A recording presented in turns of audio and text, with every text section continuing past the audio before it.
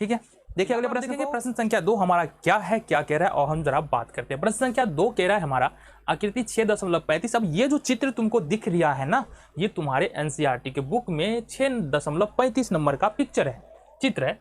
अब इसमें कह रहा है कि त्रिभुज ओडीसी, अब देखना त्रिभुज ओडीसी कहां पर है, त्रिभुज ओडीसी ये वाला त्रिभुज है, त्रिभुज ओडीसी, और समरूप है त्रिभुज ओबीए के। मतलब ऊपर वाला जो त्रिभुज तुमको दिख रहा है ओडीसी, वो समरूप है त्रिभुज ओबीए के, और साथ ही साथ बीओसी बराबर 125 डिग्री है। बीओसी ये वाला जो एंगल है ये है तुम्हारा 125 डिग्री का, और सीओडी 70 डिग्री है। सीओडी किधर गया भाई, सीडीओ, अच्छा सीडीओ ये जो है ना ये 70 डिग्री का है। हमने क्या कहा, एक बार बात को फिर से समझो। तो बात को समझना इसलिए जरूरी है ना कि अब आगे अगर हम मान लो कि बिना समझे हुए चले, फिर वहां पर अगर कुछ करेंगे तो तुम बोलोगे कुछ कर रहे हैं, इसलिए पहले समझ लो। तो यहाँ पर क्या है, क्या दिया हुआ है, ये जो ऊपर में ये त्रिभुज दिख रहा है वो नीचे वाले त्रिभुज के समरूप है। मतलब त्रिभुज ओडीसी समरूप है त्रिभुज ओबीए के। दूसरी बात है बीओसी बराबर 125 डिग्री है, मतलब बीओसी ये वाला एंगल 125 डिग्री का है। सीडीओ बराबर 70 डिग्री का है, सीडीओ ये वाला एंगल 70 डिग्री का है। देन अब हमको करना क्या है, करना वो डीओसी सीडीओ निकालना है, डीओसी निकालना है, डीसीओ निकालना है, ओएबी निकालना है। ठीक है जी, क्या क्या निकालना है वो तो पता चल ही जाएगा। पहले जितनी बात बोले हैं उतनी बात हम यहाँ पर नोट कर लेते हैं। तो सबसे पहले अगर हल देखें ना, तो गिवन क्या है हमारे पास, देखो जरा गिवन क्या है, त्रिभुज ओडीसी समरूप है त्रिभुज ओबीए के, इतनी बातें दी है। देन दूसरी बात जो दिया है कोण बीओसी बराबर 125 डिग्री और कोण सीडीओ बराबर 70 डिग्री। देखो यहाँ पर चाहे तो हम समरूपता का उपयोग कर सकते हैं, ठीक है, समरूपता का उपयोग कर सकते हैं और उसी का प्रयोग करके हम करने वाले हैं। अदरवाइज बिना समरूपता का प्रयोग किए भी हम इस प्रश्न को हल कर सकते हैं। तो यहाँ पर देखो कैसे करते हैं। तो एक बात बताओ, हमको ज्ञात क्या करना है, यहाँ पर बताओ हमको ज्ञात क्या करने हैं, ज्ञात हमको क्या करना है। देखो देखो देखो देखो, कोण CD डीओसी जो गौर से देखना, DOC ये वाला कोण ज्ञात करना है तुमको। हम यहाँ पर वाट लगा रहे हैं, ठीक है। दूसरा जो ज्ञात करना है तुमको DCO कहाँ पर है जरा बताओ, DCO ये वाला एंगल भी तुमको ज्ञात करना है। और तीसरा ज्ञात करना है तुमको OAB, कौन OAB कहाँ पर है, OAB ये वाला एंगल ज्ञात करना है। तो 3 कोण हमको यहाँ पर ज्ञात करने हैं। चलो सॉल्यूशन की ओर चलते हैं, तो गौर से देखना यहाँ पर हम क्या करने वाले हैं। देखो बाबू, ये जो OC है इस प्रकार से तुमको चित्र दिख रहा होगा, ये हमारा D है, ये B है, ये C है, ऐसा चित्र हमने इसको अलग कर दिया है। अब ये जो OC है वो DB पर खड़ा है, यही लिखो OC DB पर खड़ा है। इसका मतलब रैखिक युग्म अभिगिरित क्या बताता है, अगर रैखिक युग्म अभिगिरित बताता है कि इस तरह से कोई लाइन यदि एक सीधी सरल रेखा पर खड़ी है तो इस कोण और इस कोण का योग 180 डिग्री होता है। इसका मतलब हम यही बोल सकते हैं, अतः कोण यहां पर लिखेंगे COD प्लस कोण COB बराबर 180 डिग्री, मतलब ये वाला कोण 180 डिग्री हो जाएगा। अब यहाँ पर हमारे पास COD नहीं है, या DOC बोलो नहीं है, COD नहीं है लेकिन COB है। ये देखो अभी अभी हमने लिखा है COB कितना है, COB कितना है, BOC 125 डिग्री। BOC लिखो या COD लिखो, COB लिखो, बराबर ही पड़ेगा, तो 180 डिग्री।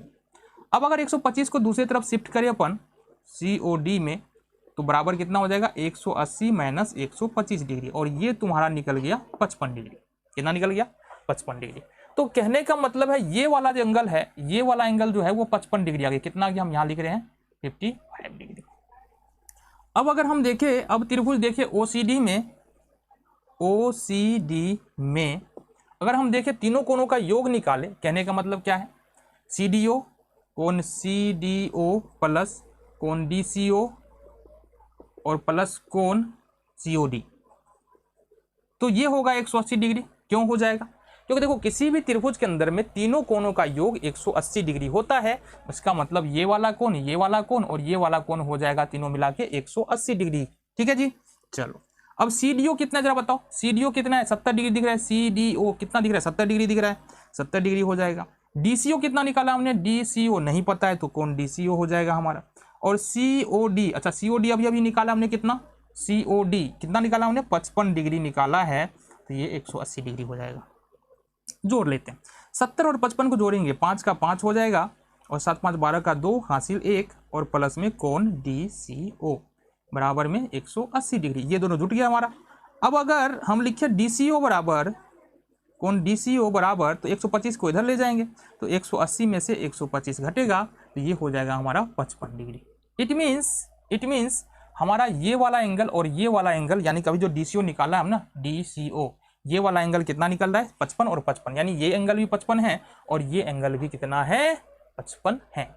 अब देखो पूछा क्या जा रहा है, तो हमने निकाला DOC, हमने निकाला DOC, ये निकाल दिया है, DCO ये निकाल दिया, लास्ट बचा हमारा OAB। अब OAB कहाँ पर है, OAB कहाँ पर है, ये वाला एंगल हमको निकालना है। तो इसके लिए हम क्या करेंगे, चूंकि त्रिभुज यहां पर देखो ODC समरूप है त्रिभुज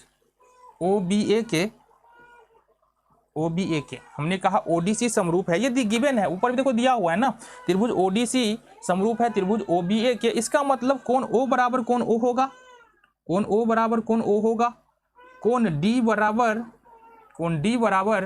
कोण D किधर है, कोण D बराबर कोण B होगा और कोण C बराबर कोण A होगा। अब इसका मतलब क्या है, हमने कहा बाबू अगर मान लो ये त्रिभुज इस त्रिभुज के बराबर है, जो क्रम में लिखा हुआ है ODC OBA के बराबर है, तो O बराबर O का मतलब है ये कोण बराबर ये कोण हो जाएगा, ठीक है, D बराबर B हो जाएगा, तो ये D बराबर जो है ये B हो जाएगा, ये कोण जो है इस कोण के बराबर हो जाएगा, साथ ही साथ कोण C बराबर कोण A हो जाएगा, इसका मतलब ये वाला कोण इस कोण के बराबर हो जाएगा। तो यहां से हम C बराबर A हो जाएगा, तो इसका मतलब C का मान तो हमको पता है ना, C का मान तो पता है, DCO हमने निकाला है तो C का मान तो पता है, तो C बराबर A होगा। तो यहां से हम देख देंगे C बराबर एक, C कितना, DCO कितना निकाला था हमने, DCO किधर गया भाई, DCO किधर गया, DCO अपना, DOC हमने निकाला यहाँ पर, COD OCD और DCO निकाला हमने 55 डिग्री, कितना निकाला है 55 डिग्री, तो इसका मतलब A का मान भी कितना हो जाएगा 55 डिग्री, ये हो गया हमारा, ठीक है।